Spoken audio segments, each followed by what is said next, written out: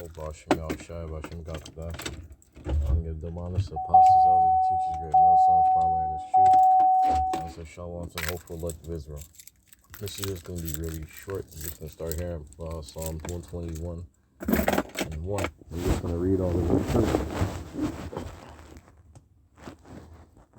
Song of Degrees.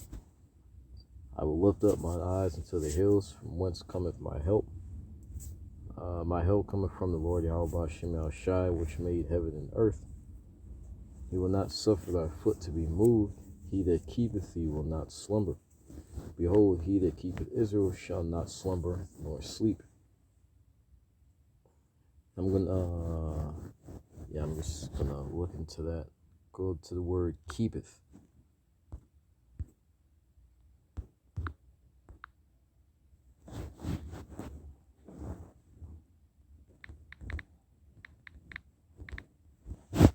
Because you have a lot of Psalms, a lot of other scriptures that go into the protection of King David, what he was going throughout his travels, and also the protection of our people as a whole. And the Lord is gonna keep the 1/3 of Israel. He's gonna, I'm trying to figure out ways this would make sense. Pretty much he's going to take the 1/3 of Israel through the shitstorm that's coming. The rest of our people, he's going to let you 2/3 niggas, fall to the wayside, get caught up in whatever shit that Esau has planned for you people. But, I wanted to focus on the Lord protecting the hopeful elect. Ultimately, our people, as a whole. But, right now, the hopeful elect. And the word is shamar, to keep, guard, observe, give heed, to watch for, wait for, observe, to keep, retain. Pretty much goes into to be in one's guard, to take care, beware, to pretty much to protect. Goes into protecting.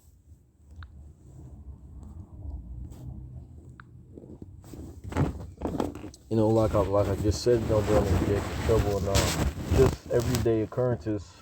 For example, there was a former friend in high school. A couple weeks ago, I just found out that he ended up, dying. I guess he was playing around with, guns and whatnot. Haven't really seen anybody from high school. I pretty much, stopped communicating with him. But, the Lord took him out. And, you had, just everyday occurrence, niggas getting shot here, this person getting shot, and especially someone that I personally knew. I just thought of how the Lord, is taking all these other people out, but you have the hopeful elect, that aren't going out, pretty much having their life spared. And there's a brother in the Boston camp that I heard passed away a couple of months ago. And I personally don't know anyone down there, but from what I've seen, just through the little bits of information through the video, he was older, and I'm assuming, he passed away just from natural causes. But you don't have, even if you would have, the 1/3, getting taken out of here, it's not in the same manner that you have the 2/3 getting taken out. For example, you go in Jacob trouble, you're going to have martyrs. There's going to be some of us that actually die. But once again, it's not going to be in the same manner that the 2/3 are going to be taken out. For example, you're going to have 2/3 getting tortured to death. Now, you have an example with Stephen. He was stoned, but the scripture says something around like how nothing regarded the pain. In other words, yes, he did die, but he didn't feel the pain, You're going to have the Lord doing things like that for those of us who go through shit, who have to experience that, may not have to feel pain. Pretty much a different type of protection and spirit is going to be put on us in comparison to the rest of you niggas. an example, you may see a line of people being brought up to a guillotine. Take the mark, or you get your head chopped off, or this or that. You're gonna have a whole bunch. You're gonna have a whole bunch of people, scared, pretty much has it set in their mind to take that mark. But you're gonna have, members of the elect or a member of the hopeful elect. This is just an example. It's going to be calm. It's not going to take marks. They might get their head chopped off. An angel might save them. The guillotine may break. But the point is, how the Lord isn't going to have us in the same situation as, these 2/3 niggas.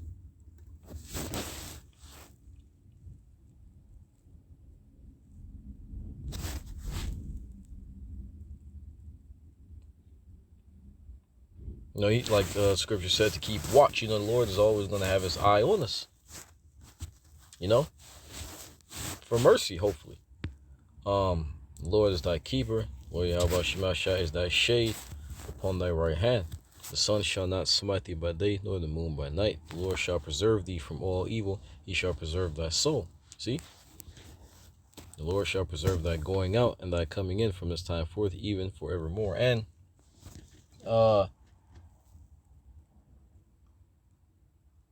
I was pretty much gonna just repeat that same thing.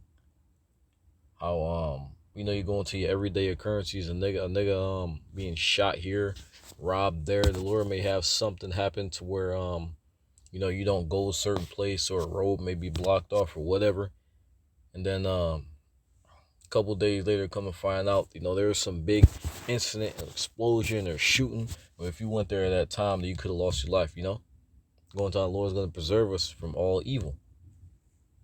And I'm going to do another video, hopefully, after this, going into how it works. How our works prove our faith, and how, those works are going to pay off. Because the Lord, a lot of, you have Christians that believe that, we don't have to do works, we can eat pork. Pretty much make an excuse to be a demon. This is right. This is where those works pay off. Because like what you have, your faith is proven by what you do. If you have faith in America, then what are you gonna do? You're gonna put your work in. You're gonna put in work for America. If you have faith in the Lord, you're gonna put in work for the Lord. But this is where those works and that faith come into play, and it's a crucial thing. Because why? Because the Lord isn't going to protect you if you're not working for him, if you don't show that you have faith in him. He's not going to keep you from evil if you're not showing your faith. And how do you show your faith? He says you show your faith by works. Lord willing, I'm about to do a video right after this one.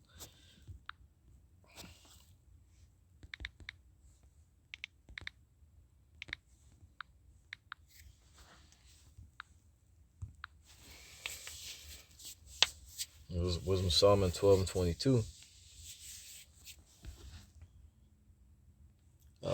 Therefore, whereas thou dost chasten us, scourgest our enemies 1,000 times more, to the intent that when we judge, we should carefully think of thy goodness, and when we ourselves are judged, we should look for mercy. And the point I want to get here is how, there's a separation between the Lord's power, the Lord's people, and his enemies, our enemies. All you other heathen nations. It's also want to get this because the Lord, he's going to protect our people as a whole. And you take a look at what he's done to us in terms of judgment and punishment and whatnot. You have, even now to this day, there are you have people coming across grave sites. They're not really grave sites, but grave sites, finding our people's bones. And I say they're not really grave sites because they're essentially just places where Esau buried our people, and like had buildings built over him or whatnot. Why? Because like I'm at a laundromat right now. Under all this cement, there could be our people's bones. And Esau did that, because like what? He killed our people, murdered, did whatever he wanted, and just swept them under the rug to be forgotten about. If you're in a grocery store right now, there's a Sam's Club. The Sam's Club could be, our people's bones could be under, that store. And you have buildings being torn down, and you're finding, our people's bones under these buildings. That's how much, that's why, what's this shit? There's this new freedom bill that some fucking Edomite mayor is trying to push through to try to absolve Esau of any feelings of guilt. When you think about it, when you actually go into the history and you actually contemplate and think about this shit, too much of our people's blood has been spilled. And not just merely blood, but also, the torture. There's been too much evil going on the soils of America and the world as a whole, but mainly America. To our people, for you niggas to just forget about it. That's why slavery, that's why it's something that's going to continuously be brought up over and over again. That's why you niggas literally have to make bills to try to make yourself not feel bad about it. That just goes to prove how bad and how serious that shit really is. And has slavery always been here? Yes, just not the way that you niggas did slavery. That's the thing. Not only did you put the wrong people into slavery, but the way that you put those people into slavery, that's the problem. So that's why it's never going to go away, because you niggas have committed you Edomites, you so-called white people, committed the worst atrocities ever known to man on this planet. And that's not something, you as a nation, as a whole, are going to have to pay for it. Just like how we as a nation pay for our sins. Every last one of you fuckers, alive, dead, being brought back to life, you're all going to have to pay. Every last one of you. It doesn't matter if you don't like it. When our people were taken into slavery, you didn't give a fuck who you put in slavery. Child, young, just born, you didn't give a fuck. So the Lord doesn't give a fuck either. Every last one of you niggas is going to go into slavery. And reading the scripture here, it says that was punishment, for those of you who may wonder, why is it that, something like that can be punishment? Well, you got to take into consideration that the Lord created us to be gods over the earth. Actual gods. Like, superpowers, right? Look at what King David and Samson did. Like, God, superpowers, shooting lasers. Yes, all these things that you retards think are fiction, it's not really fiction. But the scripture said we'll die like men. In other words, we'll have our power taken away from us. But our inherent position is as gods, superhuman extraterrestrial beings, super strength, super speed, heat ray vision, all that, all the good stuff. So worst thing for gods be brought down to the level of an insect that you insects that you call yourself humans, human beings, Homo sapiens. So it was punishment. So if that was punishment for us, therefore worse, thou dost chasing us, thou scourges our enemies 1,000 times more. So like whatever the Lord did to us, all of you heathen, especially you Edomites, you're going to get it 1,000 times more. You go into things like Emmett Till, all these beating our women until they died, with whips and shit. All these things that happen to us, you Edomites are going to get that times 1,000. That's really not even something you can comprehend, because you niggas thought you could did that. You could have done the absolute worst to us, and that's what you tried to do. You aimed to do the absolute worst to us. But the Lord can do even worse than that. Even 1,000 times more so. And that's just the reality, Just like how the reality is, here in America, go to school, get in debt, get a job, that's that sad reality. The sad reality for you niggas is every last one of you going to go into slavery. And you're going to have to get it 1,000 times more. You're having your fun now. Pretty soon it's going to be time for us to have our fun. Isn't that what you call fair? You people believe in justice, right?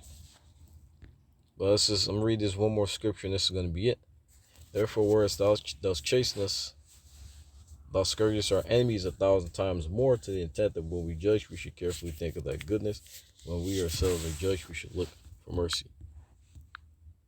Nah, like I did want to say this around this wasn't supposed to be too long or anything. Just yeah. But hope is edifying. I'll say all praises, glory, and honor to Yahweh, Shem Ashai, Bashmagah Kodash. And get Devan to Apostle, the teacher, great mail son for my learning. Choose Shalom to the hopeful elected Israel, instruction, Babylon, Great America.